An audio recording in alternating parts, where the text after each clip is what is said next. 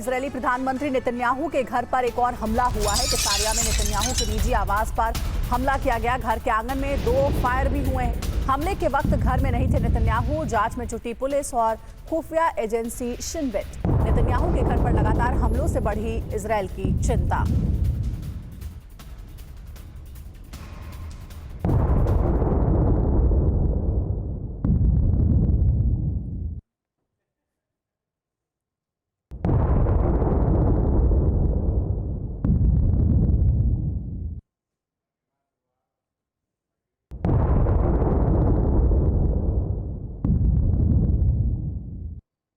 26 अक्टूबर को इजरायल का ईरान पर हमला हुआ। इस हमले के होने वाली तबाही को लेकर ईरान से बहुत अधिक जानकारी नहीं आई।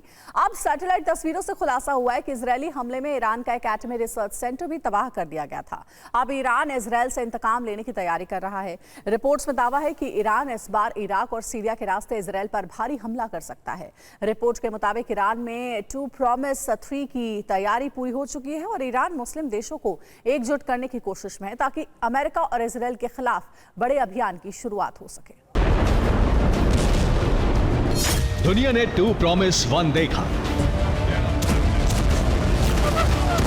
ईरान की मिसाइल और ड्रोन के तूफान को देखा।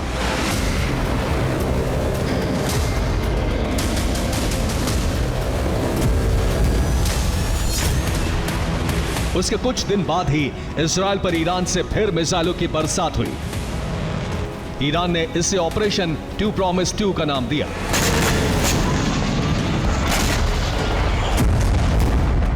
अब उससे भी बड़ी तैयारी है, उससे भी बड़ी तबाही हो सकती है।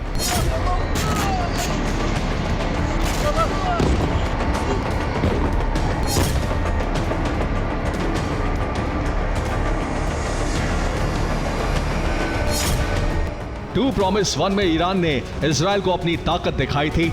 2000 किलोमीटर की रेंज वाली बैलिस्टिक मिसाइलों और ड्रोन से शक्ति प्रदर्शन हुआ था।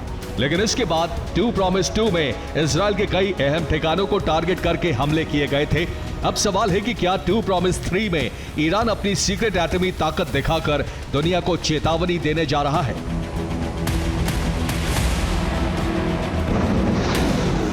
ईरान की जैसी तैयारी, जैसा प्लान है, वैसे ही इंतकाम हुआ तो इजरायल को बचाना अमेरिका के लिए भी मुश्किल हो जाएगा। इजरायल के 100 विमानों से हमले का बदला लेने की तैयारी हो चुकी है। अमेरिकी मीडिया की रिपोर्ट के मुताबिक ईरान का प्लान 1000 बैलिस्टिक मिसाइलों से हमले का है।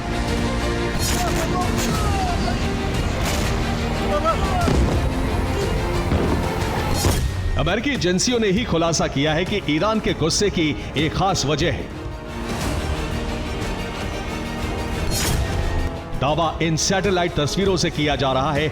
रिपोर्ट के मुताबिक 26 अक्टूबर को इजरायल के हवाई हमले में ईरान का एक सीक्रेट एटमी सेंटर तबाह हो गया। सैटेलाइट की इन तस्वीरों से दावा है कि जिन इमारतों में एटमी कार्यक्रम पर रिसर्च होती थी, जहां एटमी हथियार बनाए जाते थे, वो नष्ट कर दिए गए।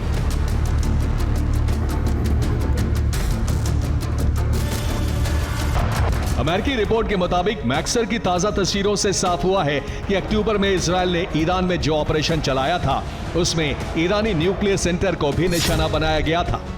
ईरान इसके बाद से ही क्रोधित है और वो बदले की तैयारी में जुटा हुआ था। ईरान सिर्फ हमले के लिए हथियारों से तैयारी नहीं कर रहा।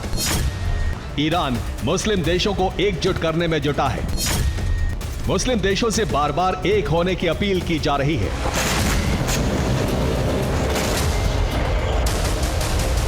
हमले से पहले धमकियों का दौर शुरू हो गया है। इस्लामिक रिवॉल्यूशनरी गार्ड कोर के commander in chief major general Hussein Salami ने भी मुस्लिम देशों से एक होकर इजरायल को जवाब देने की अपील की है। हम अंत तक आपसे लड़ेंगे और आपको मुसलमानों के भाग्य पर हावी नहीं होने देंगे। हम बदला लेंगे, इसके लिए इंतजार करें। सिर्फ इजरायल नहीं बल्कि ईरान अब अमेरिका से इंतकाम की तैयारी में है। इजरायल अमेरिका के खिलाफ ईरान से अब इस्लामिक सेना बनाने की अपील की जा रही है। नेटो की तरह ही ईरान ने मुस्लिम देशों की सेना मिलाकर एक नई फौज बनाने की कोशिश शुरू कर दी है।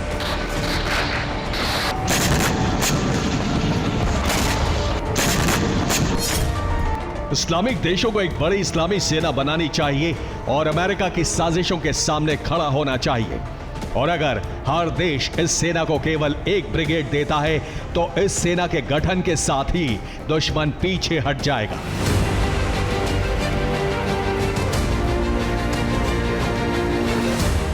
ईरान ने इजराइल के हमले से बचने के लिए अपने तेल ठिकानों को खाली कराया था, लेकिन यह पहले ही तय था कि अगर एटमी सेंटर पर हमले किए गए तो ईरान इजराइल के तमाम बड़े सैन्य ठिकानों और परमाणु ठिकानों को भस्म कर देगा।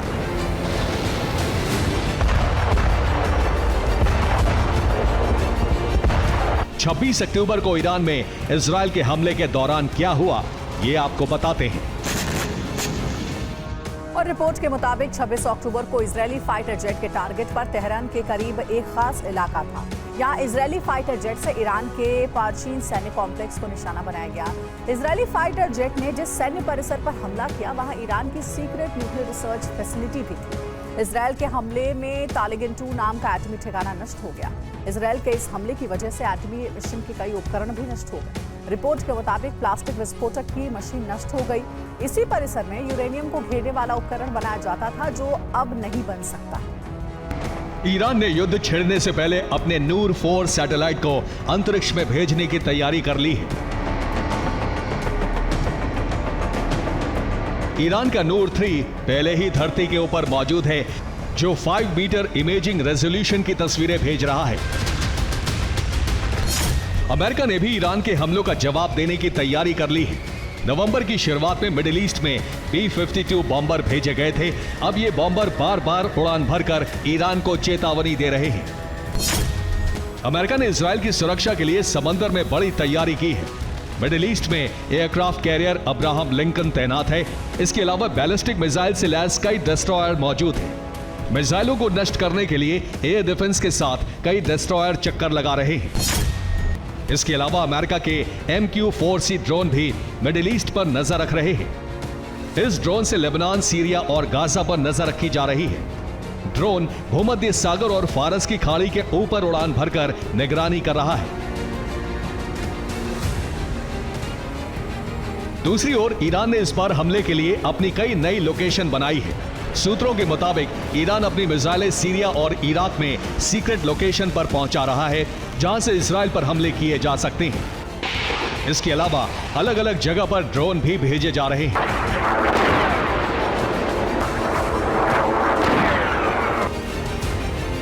अमेरिका ने माना है कि ईरानी मिसाइल तकनीक बहुत ताकतवर है। इससे मुकाबले के लिए अमेरिका इजराइल को नए सिरे से सोचना होगा। अमेरिकी रिपोर्ट के मुताबिक यमन में जिस तरह की मिसाइलें मौजूद हैं, वो इजराइल और अमेरिका के लिए बहुत बड़ी चुनौती है। अब ऑपरेशन 2 प्रॉमिस 3 से निपटने के लिए अमेरिका ने इजराइल को नए एयर डिफेंस से लैस किया है, ताकि मिसाइलों से होने वाली तबाही टाली जा सके। Bureau report, TV9 Bharatvarsh.